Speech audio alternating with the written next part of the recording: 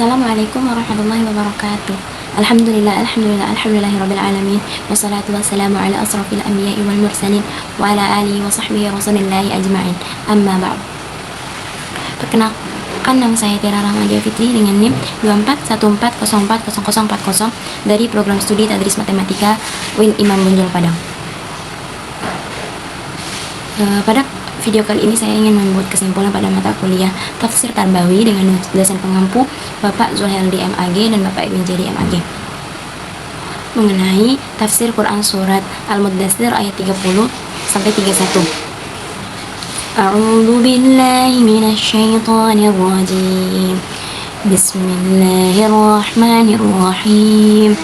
'Alaiha 19 وما جعلنا أصحاب النار إلا ملائكة وما جعلنا عدتهم إلا فتنة للذين كفروا ليستيقن الذين أوتوا الكتاب ويزداد الذين آمنوا إيمانا ولا يرتاب الذي أوتوا الكتاب والمؤمنون وليقول للذين في قلوبهم مرض والكافرون ماذا أراد الله بهذا مثلا كذلك يضل الله من يشاء ويهدي من يشاء وما يعلم جنود ربك إلا هو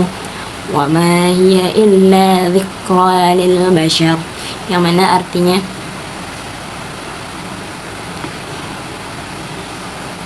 di atasnya ada 19 malaikat penjaga.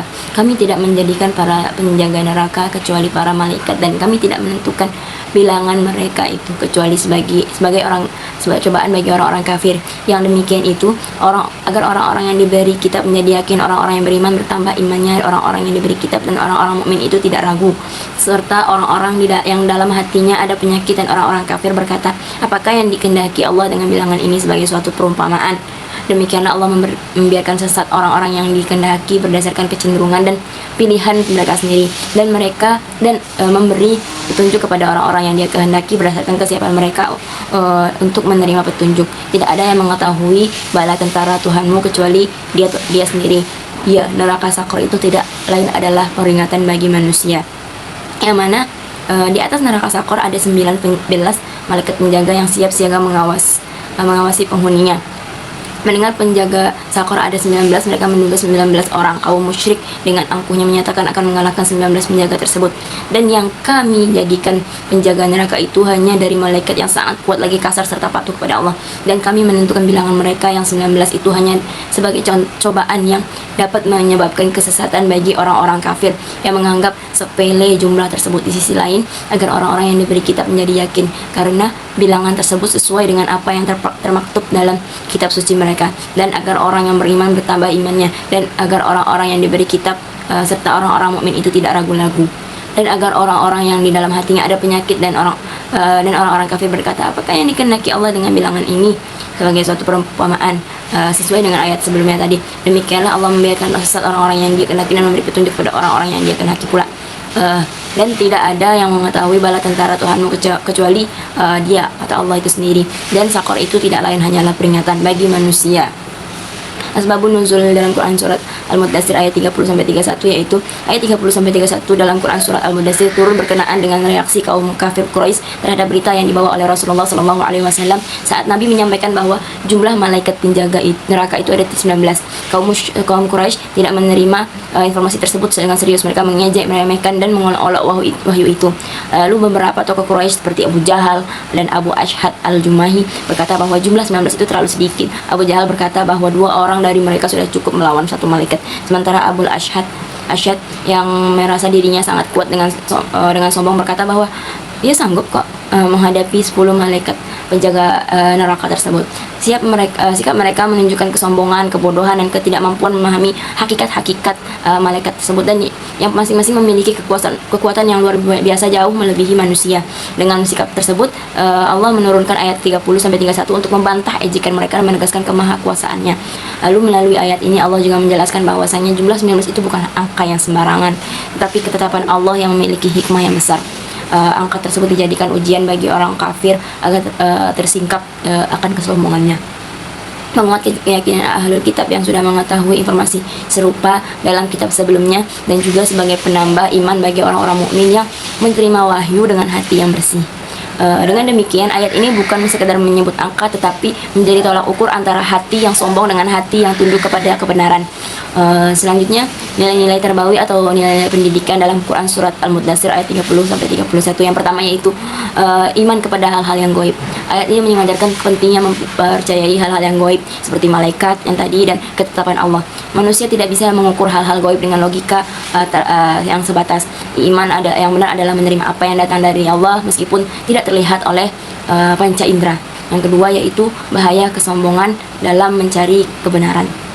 Sikap-sikap dari kaum Quraisy yang menolak ayat ini berasal dari kesombongan mereka. Dari sini kita dapat belajar bahwa kesombongan adalah penghalang utama datangnya hidayah. Pendidikan dan tarbiyah harus dimulai dengan membersihkan hati dari takabur agar ilmu itu mudah untuk masuk ke dalam diri kita. Yang ketiga yaitu ujian sebagai sarana menguatkan iman. Allah menjadikan angka 19 atau bilangan 19 itu sebagai ujian. Ujian itu bukan untuk melemahkan, tapi untuk mengokohkan orang-orang yang orang-orang dari iman dari orang mukmin, membuka kedustaan orang munafik, dan juga menunjukkan siapa yang benar-benar mengikuti kebenaran-kebenaran dari Rasulullah yang dibawa oleh Rasulullah. Dalam dunia pendidikan, ujian adalah cara untuk memurnikan niat dan juga memperkuat karakter kita. Yang keempat, ketetapan Allah yang penuh hikmah dan juga dengan kerapiannya. Penyebutan angka 19 menunjukkan bahwa wahyu tidak turun secara acak. Setiap ketetapan Allah memiliki struktur, urutan, dan juga hikmah yang mendalam. Hal ini mengajarkan bahwa pendidikan harus teratur, disiplin, dan juga memiliki tujuan yang jelas. Yang kelima, kebenaran wahyu semakin tegas bagi yang menggunakan ilmu-ilmu tersebut. Ayat ini menjelaskan bahwa ahlul kitab semakin yakin karena informasi itu cocok dengan pengetahuan mereka dari kitab sebelumnya. Ini menunjukkan bahwa orang yang berilmu akan semakin mudah menerima kebenaran. Pendidikan harus mengarahkan manusia untuk mencari ilmu agar semakin dekat dengan cahaya wahyu tersebut. Yang keenam, kekuatan malaikat tidak bisa disejajarkan dengan kekuatan-kekuatan manusia. Dengan meremehkan bilangan 19 malaikat tersebut, kaum Quraisy menunjukkan ketidaktahuan mereka, padahal satu malaikat saja mampu menghancurkan kota dan mengangkat gunung. Ini mengajarkan bahwa kekuatan fisik manusia tidak bisa dibandingkan dengan kekuatan makhluk Allah lainnya seperti malaikat. Dalam tarbiyah, dalam pendidikan, hal ini mendidik kita untuk tidak menilai segala sesuatu itu dari sisi materi saja. Lalu yang ketujuh, ketegasan Allah dalam memisahkan yang beriman dan juga yang ingkar. Ayat ini menjelaskan bahwasanya Allah itu memisahkan mana yang benar-benar beriman dan mana yang hatinya sakit. Ini mengajarkan bahwa proses tarbiyah itu harus mampu membentuk pribadi yang kuat, jujur, dan juga jelas sikapnya dalam beragama. Cukup sekian yang dapat saya sampaikan. Kurang lebihnya mohon maaf. Wabillahi taufiq wal hidayah. Wassalamualaikum warahmatullahi wabarakatuh.